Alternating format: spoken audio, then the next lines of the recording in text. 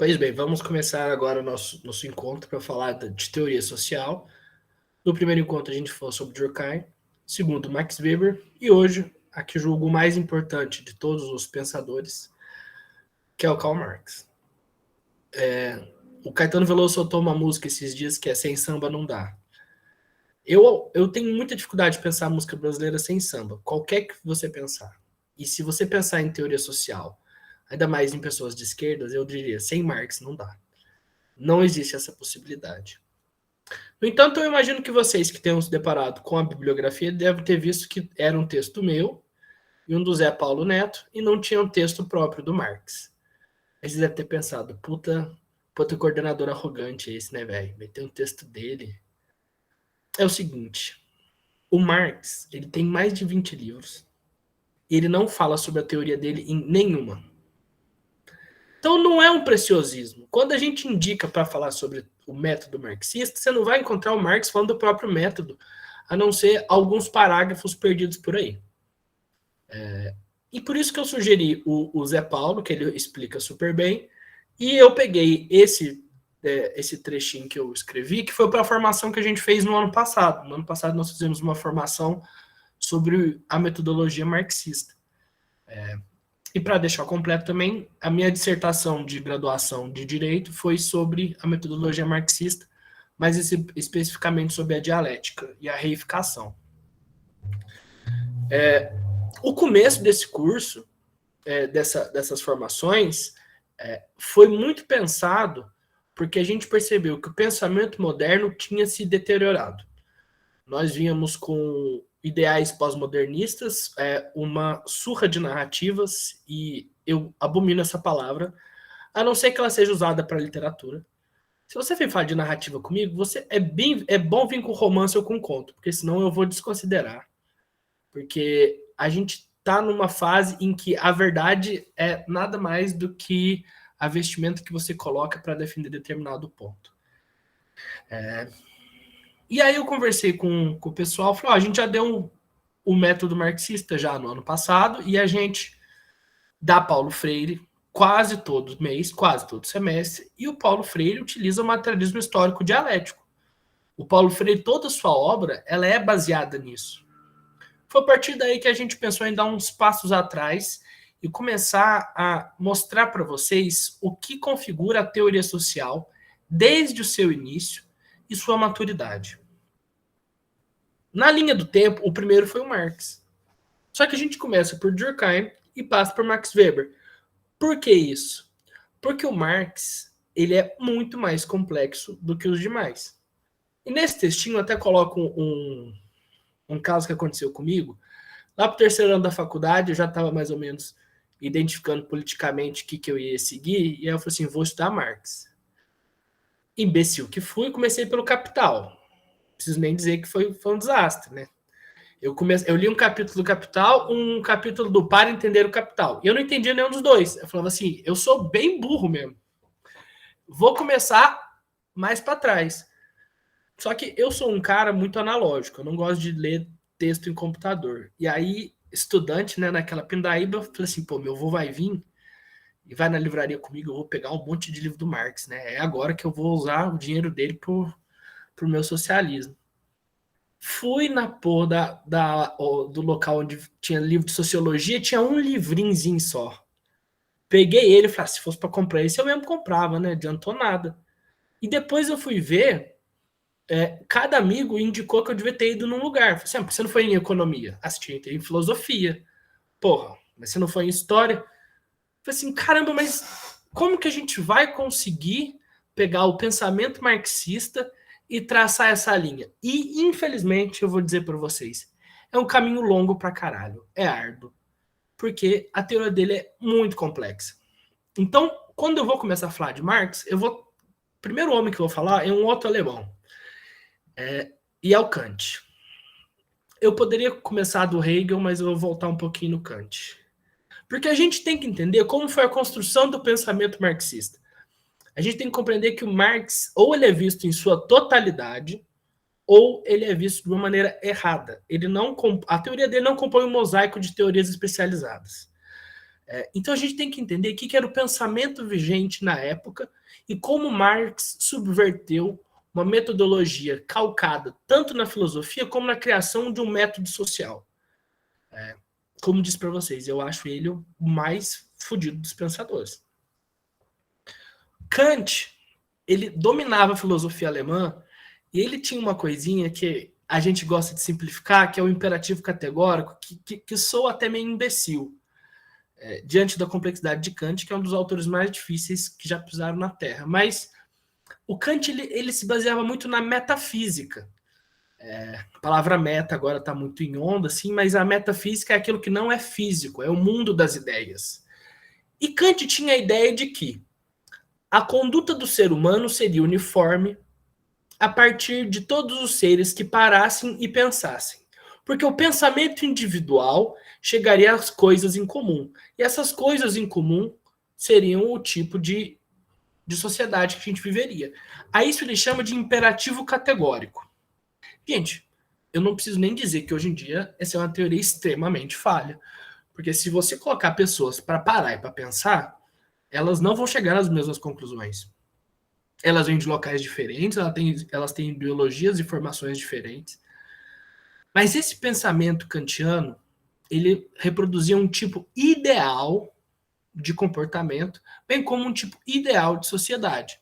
Chega a ponto dele dizer que a mentira era inaceitável em qualquer das hipóteses. E ele, conversando com o Benjamin Constant fala para ele, mas e se tua mãe estiver no leito de morte e você prestes a morrer, você vai chegar e vai falar para ela, você vai morrer agora? Ou você vai dizer que tá tudo bem, que vai melhorar? Ele falou assim, você não tem nenhuma das hipóteses. E aí o Benjamin Constant começa, então você não vai falar para sua mãe que você vai morrer, mas e se existe alguém que vai cometer um crime e aí você vai dizer onde a pessoa está? E Kant é inerradável. Ele diz que não pode mentir em nenhum dos aspectos. Porque ele acha que existe uma lógica através do pensamento que vai gerar em coisas que devem ser feitas. Pois bem, Kant dominou o pensamento, não só alemão, como teórico filosófico da Europa, durante muito tempo, até que veio um moço chamado Hegel. E esse cara é por muitos tido como o maior dos filósofos. Gente, Hegel é muito difícil de ler. Ele é um cara extremamente complexo, a ponto de um dos meus professores dizer para mim que ele acha que a gente não entendeu muito bem Hegel porque a língua alemã não tinha palavras suficientes para compreender a complexidade do seu pensamento. E quando ele disse isso, eu não achei que era absurdo, porque é um trem tão fora de base que você lê, você se sente iletrado. É uma coisa muito engraçada. Tipo, de chorar de raiva. Você tá lendo e fala assim, o cidadão pensou, teorizou, escreveu. Eu nem entendi o que ele quis falar. E tá traduzido, não é que tá em alemão. Não é que tem essa barreira.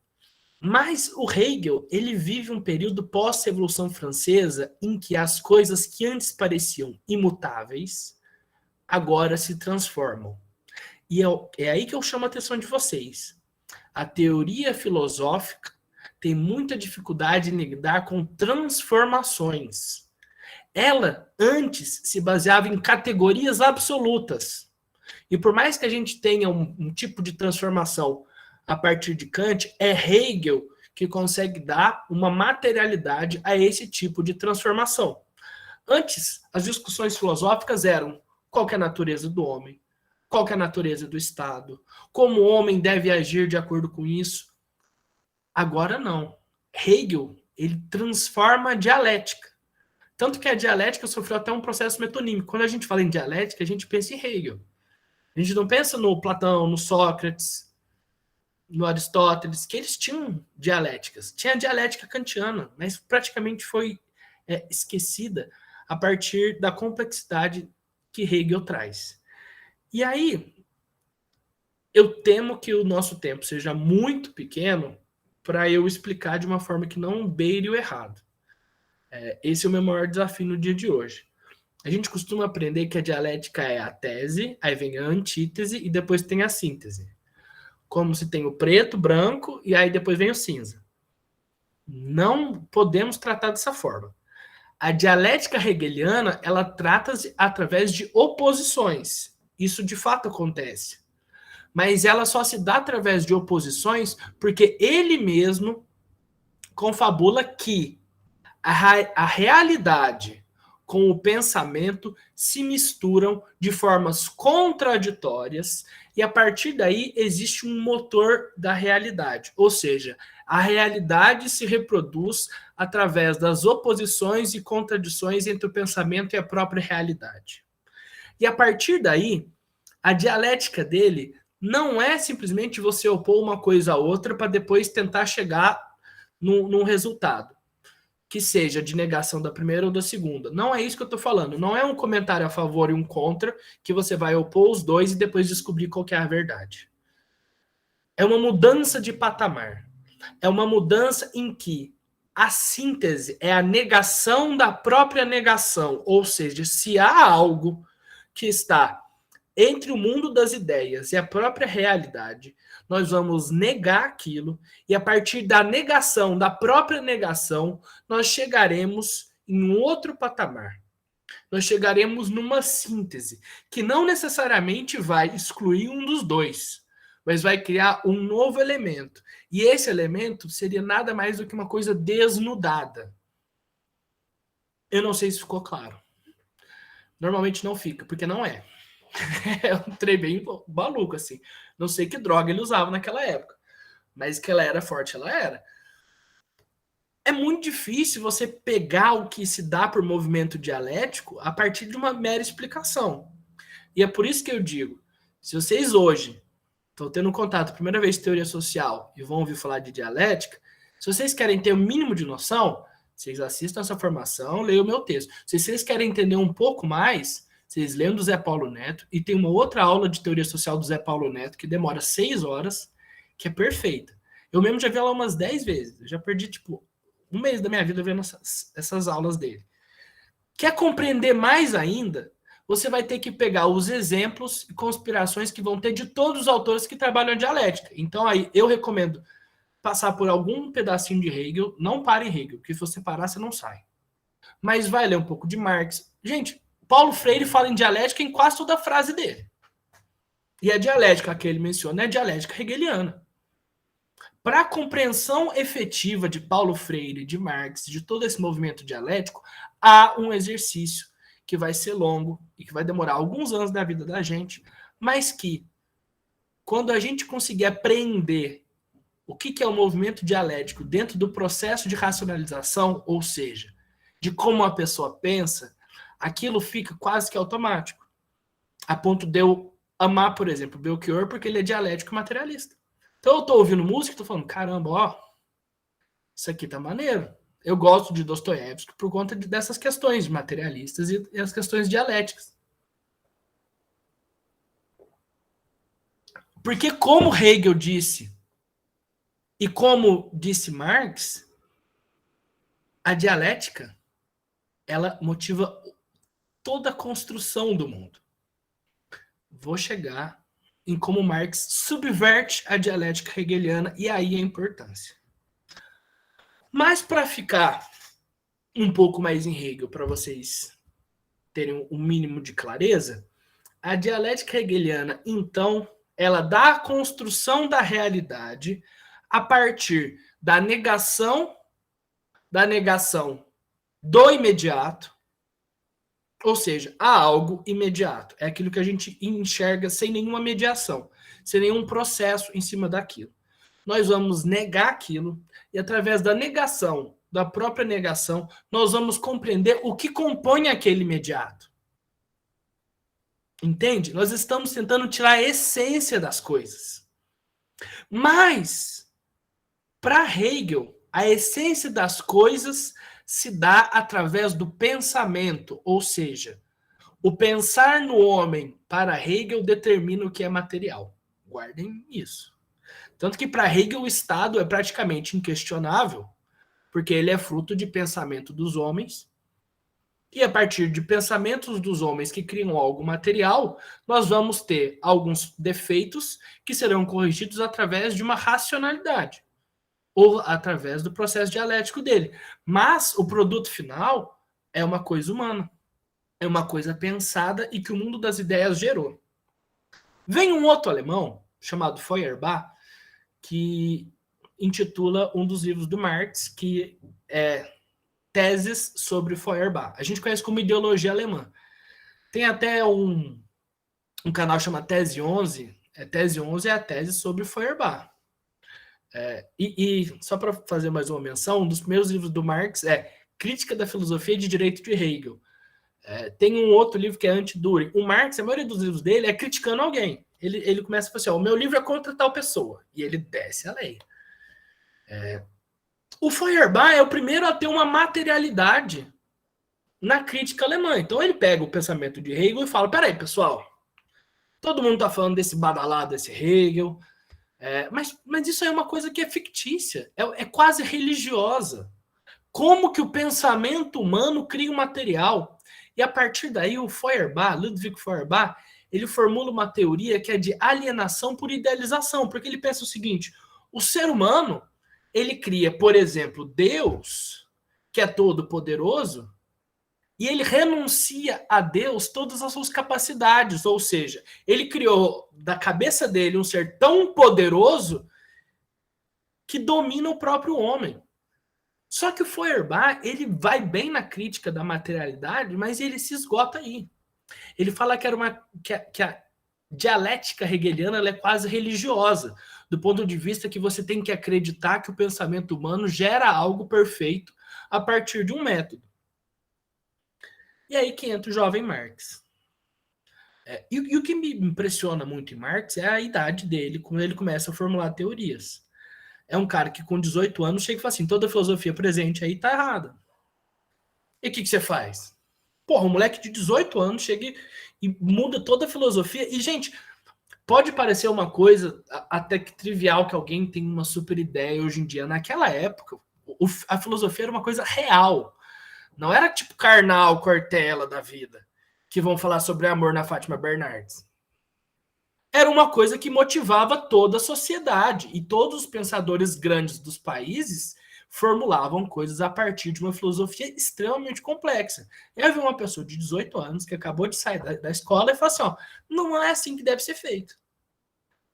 E aí ele começa a subverter a dialética hegeliana. Lembra que eu disse para vocês que a negação da negação que gerava algo que desnudava o aparente no Hegel vinha a partir das ideias? É isso que Marx transforma. Marx faz o seguinte, ele vê que é necessária a dialética, porque as coisas se dão através de oposições no mundo. E, de fato, o mundo real, material, ele se reproduz através das contradições. Não preciso dizer nada mais óbvio do que alguém que ganha dinheiro enquanto outro trabalha. Isso é claramente uma oposição na qual o mundo se constrói. A teoria do valor em Marx, ela necessita da dialética porque as coisas não se dão apenas naquela teoria clássica econômica que é de oferta e demanda. Existem componentes que são muito complexos. Só que o Marx, ele pega o objeto real e ele desnuda a partir de uma historicidade material. E é aí que a coisa fica complexa e ela começa a ficar muito sofisticada. Cac? Foi sem querer, desculpa. Muito bem. Já estava aqui, o que ele vai falar agora? Mas o Marx, o materialismo histórico dialético, ele pega o materialismo do Feuerbach e a dialética de Hegel e ele fala, de fato, como Hegel disse, essência e aparência não se confundem. Por quê? Agora, trazendo para o mundo atual, o pós-modernismo, ele traça a ideia de que as coisas são representações delas mesmas. Ou seja, a verdade nada mais é do que uma narrativa. A verdade é uma construção que vai ser dependente de onde ela está posta. Então, às vezes alguém fala assim, a verdade é... Aí não, a sua verdade é essa, a verdade do outro é aquela. Isso aqui não tem como ser azul e amarelo, gente. Vocês vão perdoar, as coisas elas têm uma verdade. Se você for daltônico, a explicação é no seu daltonismo. Mas não em você achar que uma coisa é outra do que ela é. Existe uma materialidade na verdade. O que nós temos que fazer é nos aproximar dela. E não dizer que eu acho uma coisa, você acha outra coisa, e aí vira aquela zona. Isso fez com que algumas teorias que são extremamente sérias e complexas, como o local de fala, viessem a se tornar nada mais do que alguns imperativos de pensamento. Ou seja, se eu sou mulher, estou falando sobre algo que é de mulher, então eu estou correto e você que é homem está errado.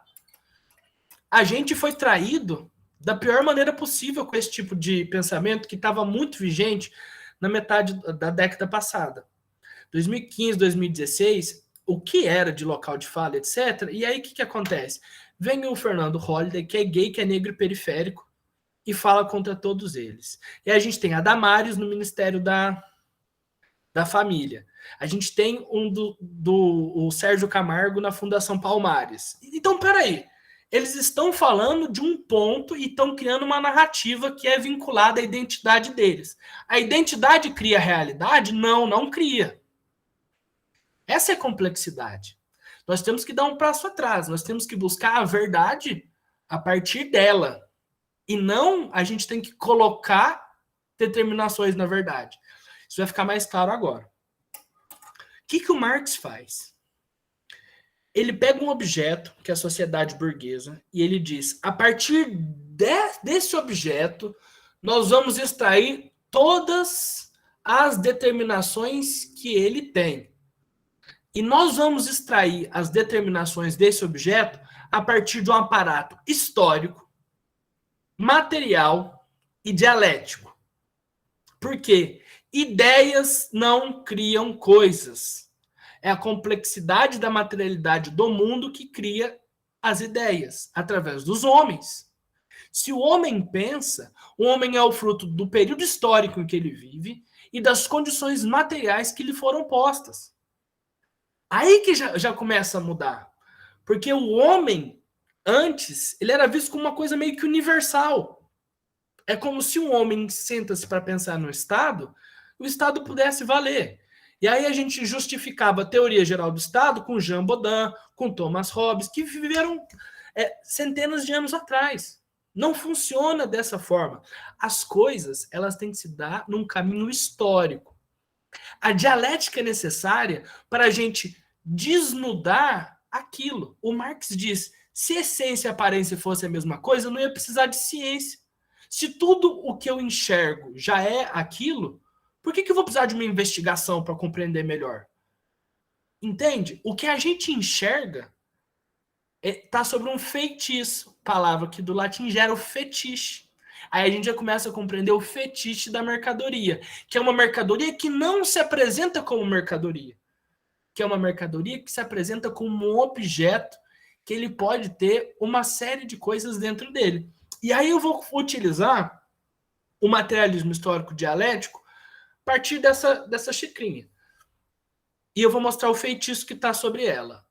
Quando você vê uma xícara dessa, tem o feitiço.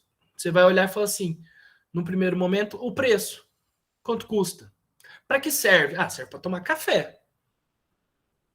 Então a gente pegou o valor de troca, ou melhor, o valor, que é o valor da xícara, e o valor de uso, que é para que ela serve.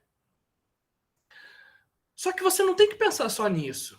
Você tem que pensar onde ela foi feita.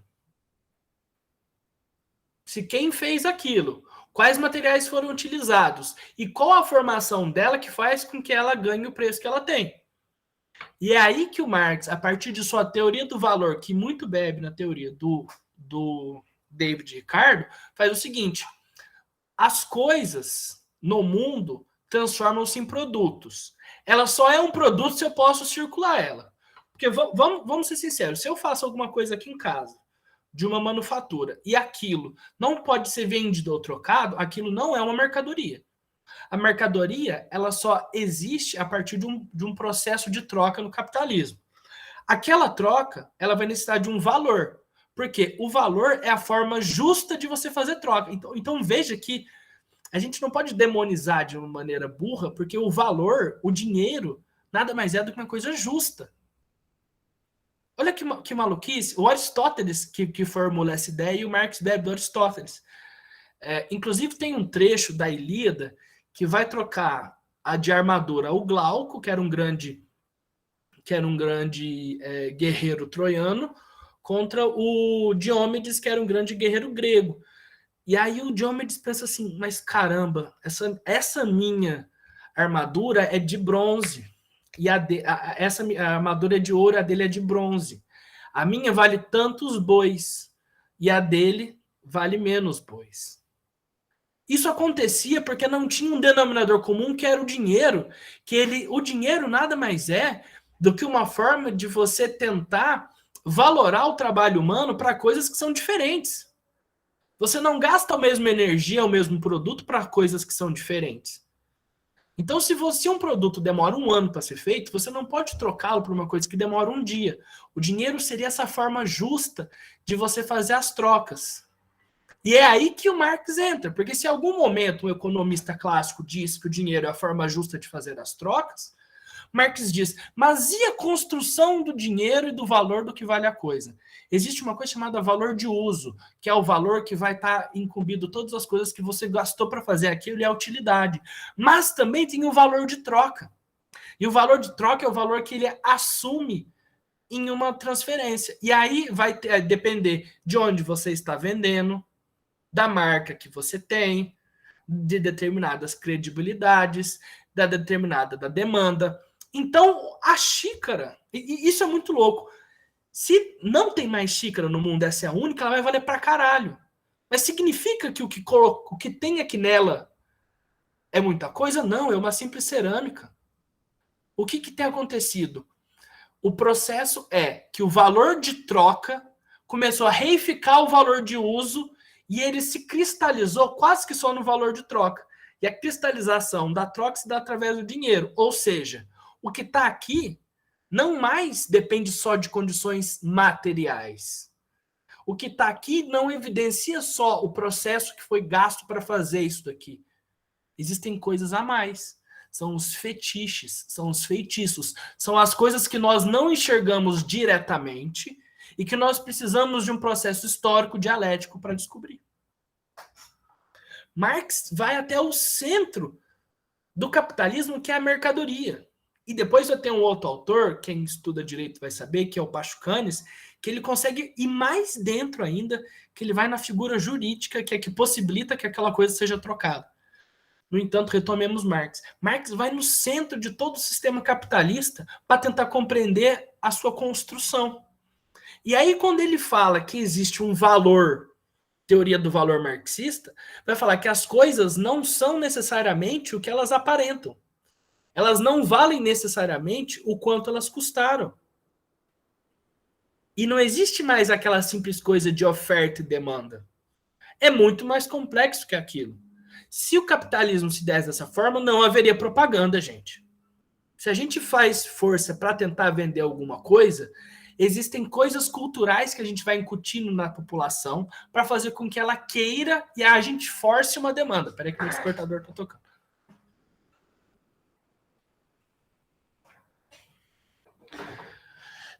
A teoria social, então, marxista, deve ser vista no campo da totalidade. A totalidade no sentido de que nós temos que ter um pensamento histórico para compreender onde os produtos e como se dão as trocas.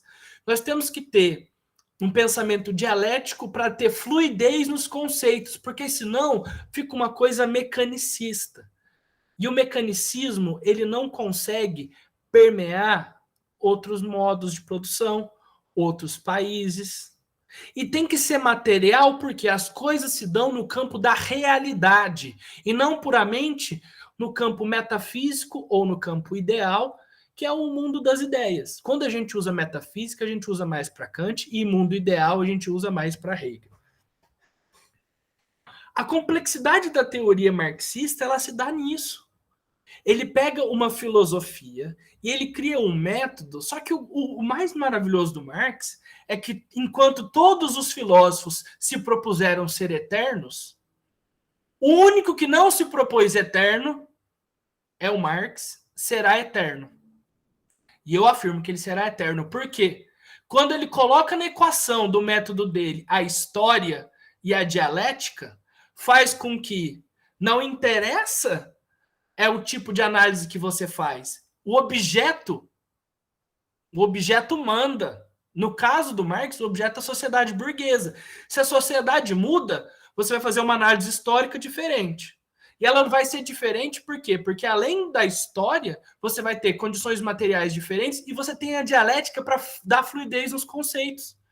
Se antes as verdades filosóficas eram absolutas, em algum momento elas começaram a ficar estranhas. Por exemplo, uma verdade filosófica sobre Aristóteles. Como que você vai falar de cidadania se a democracia representativa é totalmente diferente da democracia ateniense? Tem nada a ver. Então vamos pegar um outro filósofo, Montesquieu. Montesquieu falava que negro não tinha alma e que mulher não tinha direito a nada. As verdades dos filósofos anteriores, elas ficam limitadas pela historicidade e pela necessidade deles de serem eternos. Já a pessoa que não quer ser eterna e que diz o meu método depende da história, da materialidade e de uma dialética que você vai utilizar na análise para fazer com que história e a materialidade sejam coesas, é o que vai ficar. Por isso que hoje nós dizemos marxistas. Os marxistas são os que dão continuação ao pensamento de Marx. Se você ler obras de Marx, só Marx, você vai ser um marxiano. Os marxistas são aqueles que veem que o objeto se transforma e esse objeto que se transforma tem que ter um novo pensamento histórico, novas condições materiais e a dialética capaz de transformar e de desnudar aquilo. O materialismo histórico dialético, então, ele dá conta de quase tudo que você aplicar. E é por isso que a crítica, por exemplo, do Antônio Cândido, ela pode ser vista como marxista. É por isso que você vai pegar o Paulo Freire, ele vai ser um marxista. Você vai pegar estética. Gente, não sei se vocês sabem, mas uma das vanguardas mais famosas, que é a cubista, ela era essencialmente comunista, porque ela era muito materialista. E aí que eu falo da complexidade. Como que você vai ver uma obra do Picasso e vai falar assim, caralho, esse homem é materialista? É difícil. Só que se dá em todos os campos. E quando você pega um livro de Marx, é uma coisa fantástica, porque ele cita literatura em todos os pontos. Eu falei pro Kaka esses dias, ele queria ler o Memória do Subsolo do Dostoiévski. Eu falei assim, primeiro leia o Capote do Gogol, porque o Dostoiévski disse, somos todos filhos do Capote do Gogol. No Capote do Gogol é a melhor representação que eu já vi na literatura sobre o fetiche da mercadoria. O Marx, ele escrevia que tinha aprendido mais das dinâmicas burguesas através das leituras de Balzac do que propriamente de conviver com a burguesia. Então a teoria marxista, ela vai ser essa teoria rica em que você não pode abrir mão de cultura, você não pode abrir mão de literatura, você não pode abrir mão de economia, você não pode abrir mão de história, você não pode abrir mão de sociologia, você não pode abrir mão de... eu nem sei. Você não pode abrir mão de nada, porque o conceito da teoria marxista é da totalidade. E isso faz com que tudo fique chato e complexo, e quando você vai explicar alguma coisa para alguém, você não consegue ir diretamente na aparência. Então, muitas vezes, a gente vai debater com alguém propriamente da direita e o pensamento deles é muito mais simples. A pessoa é assim, assim, assado. Quando você vai começar a explicar, você já perdeu a atenção da pessoa. Porque você vai atacar em todas as áreas. É assim, assim, assado. E agora cabe a mim dizer para vocês que de todos os pensadores que eu expus, que a gente expôs nessas formações, Marx é o que mais se aproxima da extrema-direita atual, e eu vou falar por quê. A extrema-direita atual, ela utiliza a ideia de que o que é aparente é uma construção social e é uma construção narrativa. E nisso eles não estão errados. No entanto, eles dizem que a verdade é o processo que eles fazem. E é por isso que é tão difícil de lidar quando você está lidando com um bolsonarista, com uma pessoa de extrema-direita, porque o pensamento deles não é puramente imediato. Eles têm um processo. E isso fica claro. Quando você... Eu vou dar um exemplo bem besta, mas que vai mostrar um pouco como funciona. Você tá parado, não tá? Na sua casa. Todo dia o sol nasce no Oriente e vai para o Ocidente. Se você tá parado e o sol tá mexendo, o que, que você pensa? Que quem tá mexendo é o sol.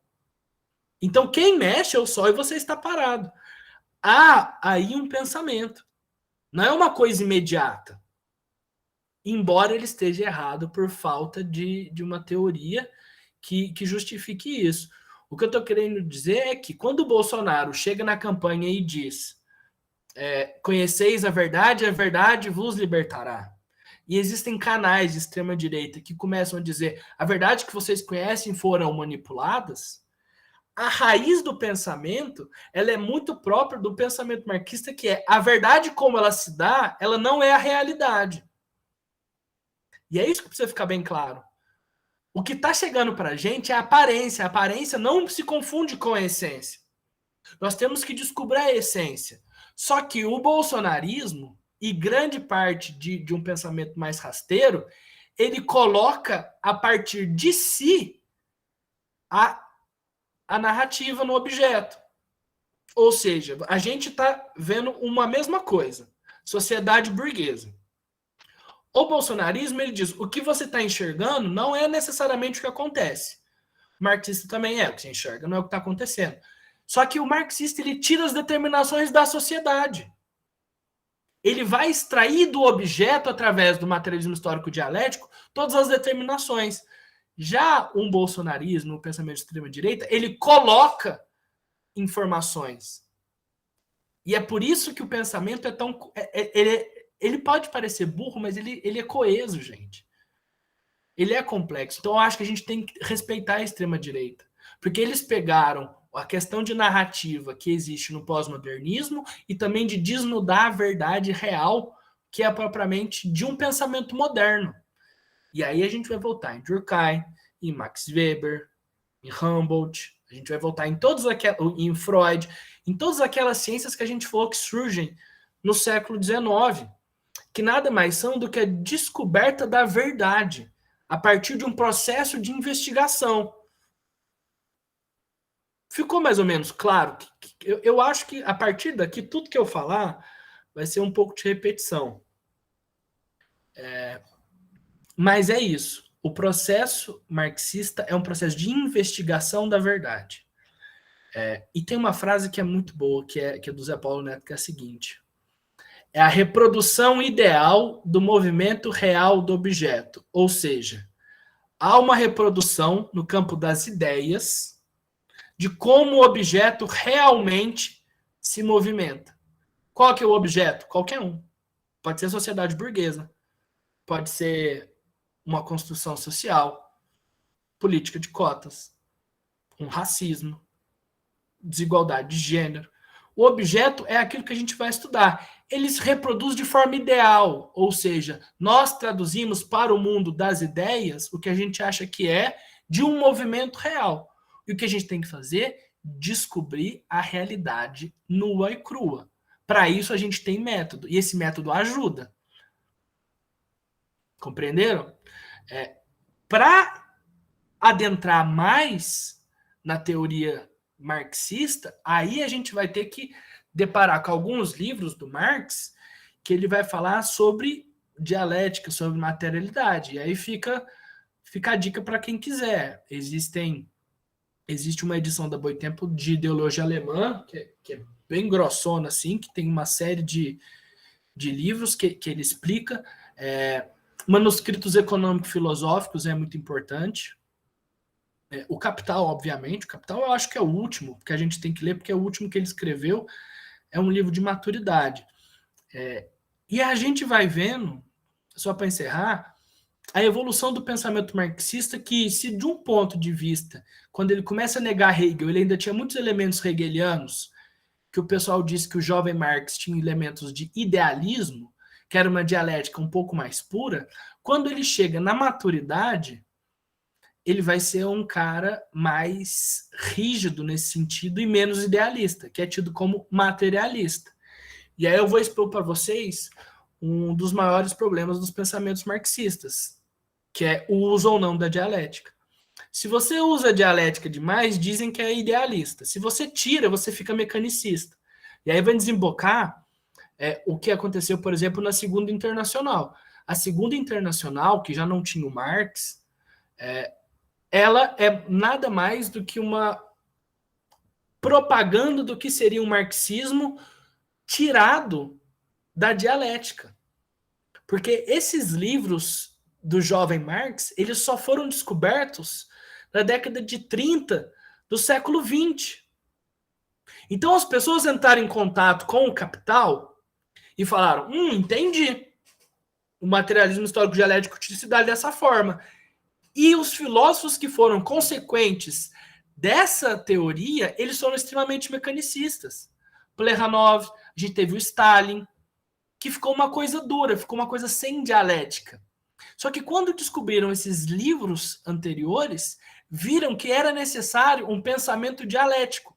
E que se o Marx tinha chegado na maturidade um tipo de pensamento, ele traçou um caminho para chegar lá.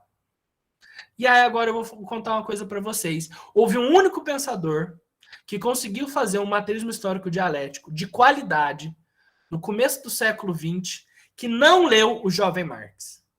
Se chama Lenin, pelo simples motivo de que ele leu Hegel. Ele leu toda a teoria marxista, e aí um dia, na estação Finlândia, ele falou assim, preciso ler Hegel. Ou seja, se Lenin não entrou em contato com o jovem Marx, ele traçou o mesmo caminho que o Marx traçou. E aí ele conseguiu chegar nessa teoria. Por fim, agora eu vou acabar, cuidado com a dialética. Eu acho a coisa mais sensível no materialismo. Nenhum marxista discute se tem que ter historicidade ou se tem que ter materialismo. Nenhum marxista discute isso. Agora, o grau de dialética que a gente vai colocar é o que define. Se for muito idealista, que aí fica bem burguês mesmo. Se for menos mecanicista, fica quase que uma coisa dada só pela história, pela materialidade. A gente precisa dos 3 elementos. E, infelizmente, o mais difícil deles é a dialética. Então, convido vocês a entrar nessa pesquisa, nessa trajetória, que já vai me levar eu já estou há uns belos 8 anos nisso, e eu não imagino que eu vou sair tão cedo.